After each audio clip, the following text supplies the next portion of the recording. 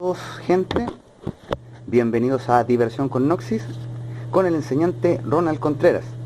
Y el capítulo de hoy se titula El orden numeral 7, o lo que podríamos también entender como el número maestro 7.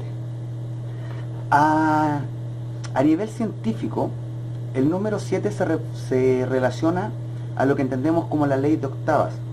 Y la ley de octavas se rige por lo que podríamos llamar la santa constante de Planck, que es prácticamente una ecuación sagrada dentro de la ciencia, que sería más o menos algo así como, bueno, la ecuación es la siguiente: velocidad es igual a lo que sería el tiempo y distancia,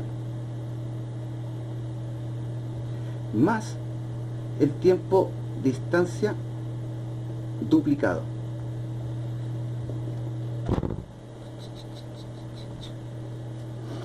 A nivel de Noxis hay una frase en el Kybalión que es muy similar a esta ecuación, que dice: toda verdad es media verdad, lo que matemáticamente podríamos escribir como verdad es igual a verdad partido en 2, que si quisiéramos proyectar esta ecuación a lo que la verdad podría llegar a ser, sería similar a esto, y quedaría que la verdad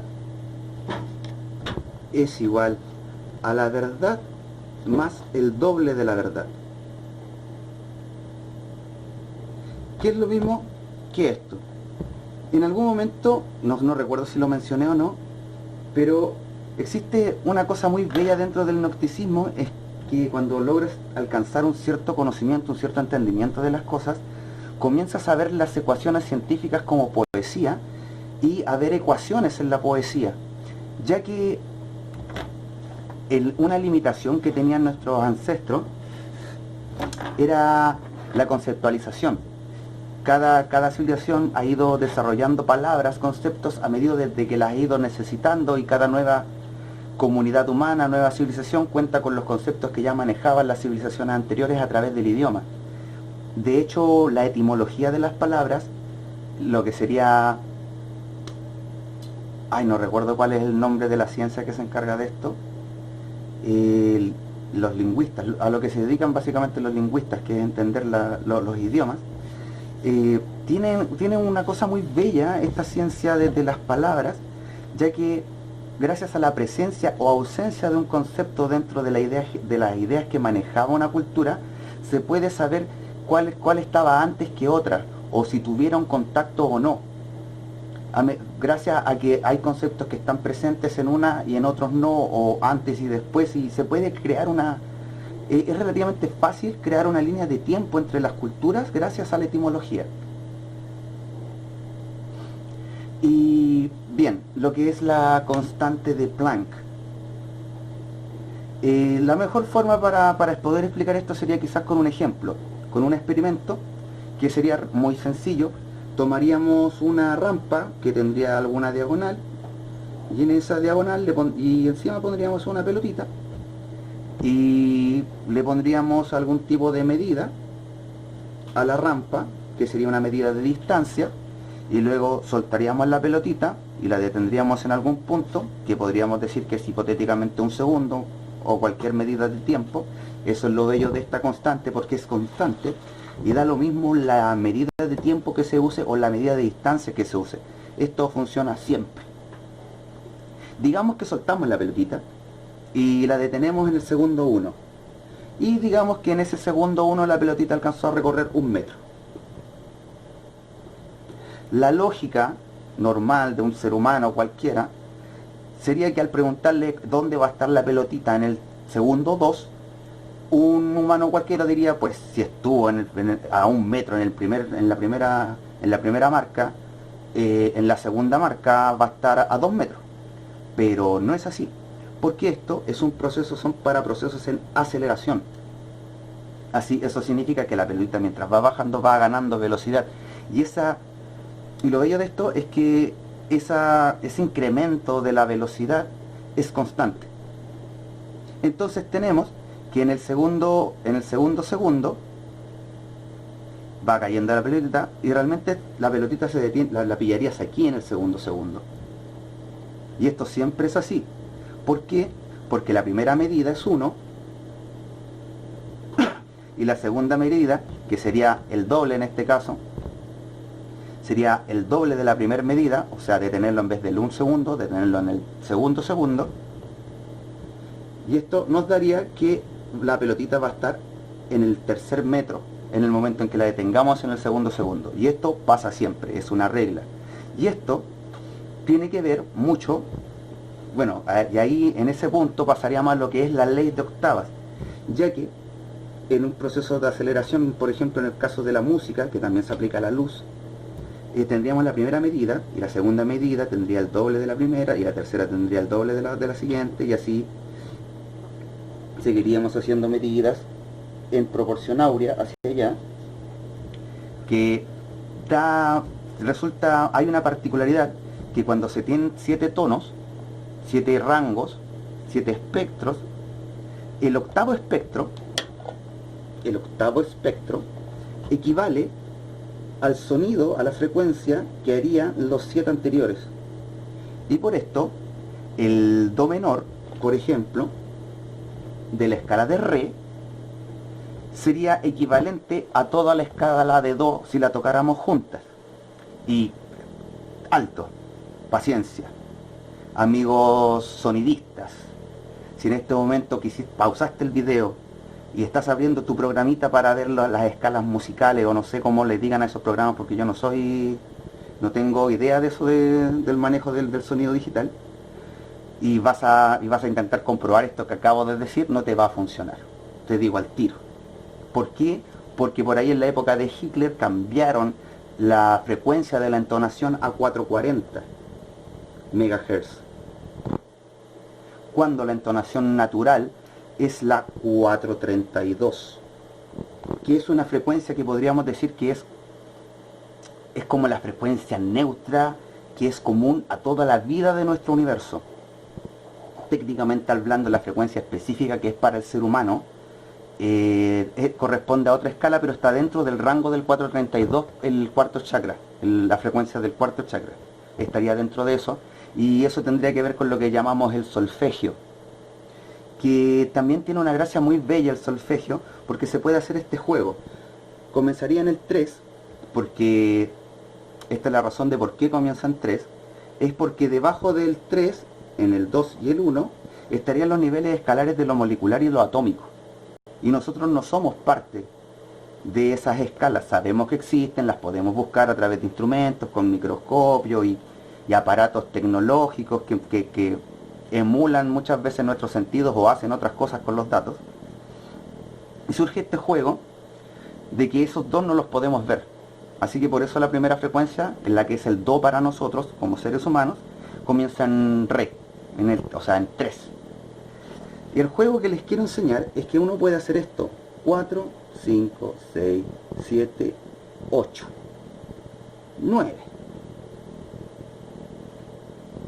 Pero aquí también hay otro saltito. Son 6 nomás las que quedan dentro. Entonces, desde el 8 saltamos al 9 aquí, después vendría 1, 2, 3, 4, 5, saltaríamos para acá, 6, 7, 8, 9, 1, 2. Y esta, la séptima, la conexión con el todo, que más adelante les voy a explicar las cualidades de los chakras, de dónde vienen y todo ese asunto, se surgiría con la 963. Espero que esto los haya sorprendido, porque no mucha gente he notado que no hay muchos que hayan notado que existe ese juego que tiene que ver con matemáticas vorticiales, el cómo se mueven las cosas en las matemáticas que tienen un retorno hacia la singularidad del sistema, que no es algo que se está haciendo en matemáticas actualmente, pero hay gente que igual se ha dedicado a eso. Esto indicaría que hay un movimiento en diagonal dentro del... Esto sería más o menos esto. Tenemos el toroide, que hace un movimiento en que sale, vuelve a la singularidad, sale, entra, vuelve a la singularidad, sale, entra y vuelve, y hace este jueguito para allá y para acá, que la posibilidad mínima de vueltas que se necesitan para que el dial que comenzó sobrepase, que de hecho queda pasadito, al primer dial. Para que vuelva el juego a pasar por el primer dial, se necesita un juego de mínimo de 36 vueltas. Y al tomar el toroide y dividirlo en su lado positivo, su lado neutro y su lado negativo, surge otro 36 y otro 36. Estos dos 36, que serían lo neutro y lo positivo, sumarían 72. Y este otro 36 quedaría solito, siendo 36 solo. Y esto de aquí correspondería a Φ, al número áureo. Y este sería la propiedad del tercio negativo, que más adelante vamos a profundizar en eso. Bien. Bien, la constante de Planck, la octava, el solfegio. Esto no lo voy a explicar, de hecho, pero bueno, esto es para más adelante. Tenemos los rangos que se van generando los diales. Lo que entendemos como pi, el famoso pi, vendría a ser el ancho de las líneas. Entonces, por ejemplo, donde sucede esto de que si divido una totalidad en 3 para obtener una trinidad y sacarle el áureo, que sería el más 2, que sería multiplicarlo por 2, nos daría el 66,6%. Y si lo sumo con el 33,3 que me falta, hay un pelín que desaparece. Pero ese pelín que desaparece en realidad son el ancho de las líneas. Cualquier matemático que me está viendo debe haberse le cayó el pelo cuando dije que pi era 2/3 de algo. O sea que phi era 2/3 de algo.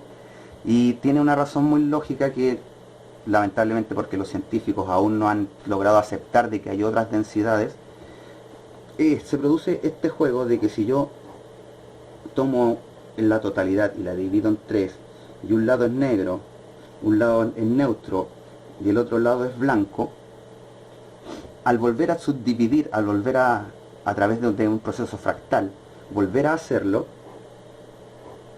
me pasa que cada una de las partes se vuelve a trinar y paso a tener 9. De estos 9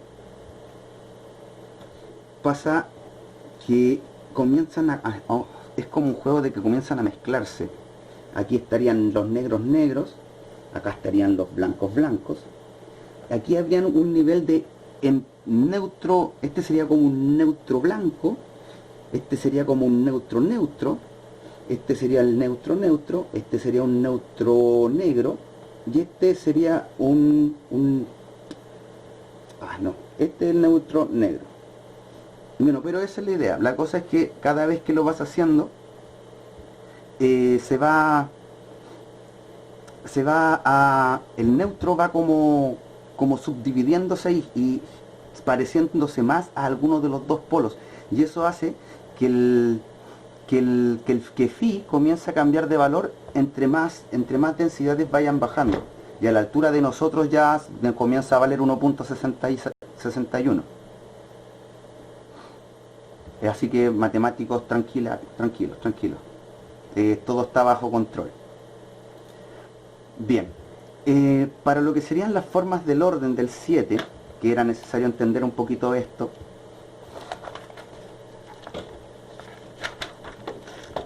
hay varias formas de entender el 7, porque es una forma del orden y se expresa de diferentes formas en diferentes fenómenos, y en algunos casos también está presente de diferentes formas en el mismo fenómeno, ¿ya? Una de las formas de entenderlo sería a través del concepto del tiempo lineal, como lo conocemos nosotros, que sería en forma de línea. 1, 2, 3, 4, 5, 6, 7. ¿Cómo estarían, por ejemplo, distribuidos los chakras en nuestro cuerpo físico, en donde las glándulas que controlan al cuerpo están todas adosadas a la columna vertebral? Y cada una controla una cosa diferente del cuerpo. Estas glándulas son la forma física de la singularidad de cada chakra, ¿ya? La otra forma de aplicar el 7, de usarlo, sería a través de una forma cardinal, en donde estaría el arriba, el abajo, el adelante, el atrás, la izquierda y la derecha, que obedecerían más que nada a lo que sería el horizonte del propio observador, lo que nosotros determinamos como el eje Y, porque el X siempre se mantiene, la vertical es una sola. Sé que los planetas giran y que nosotros estamos verticales a la esfera en su totalidad, pero estamos hablando a un nivel de densidades, no de las cosas que están dentro de las densidades. Y esto tiene relación con el cubo, con lo que llaman el cubo de Saturno, que va a ser un tema que vamos a tocar más adelante. Y la otra forma de entenderlo, que es quizás la más completa y también más complicada, es algo que yo llamo el doble catenoide triple. Y sería doble porque esta trinidad, este lado triple que tiene, estaría expresado dos veces. Una radiante y la otra magnética. ¿Qué es un catenoide?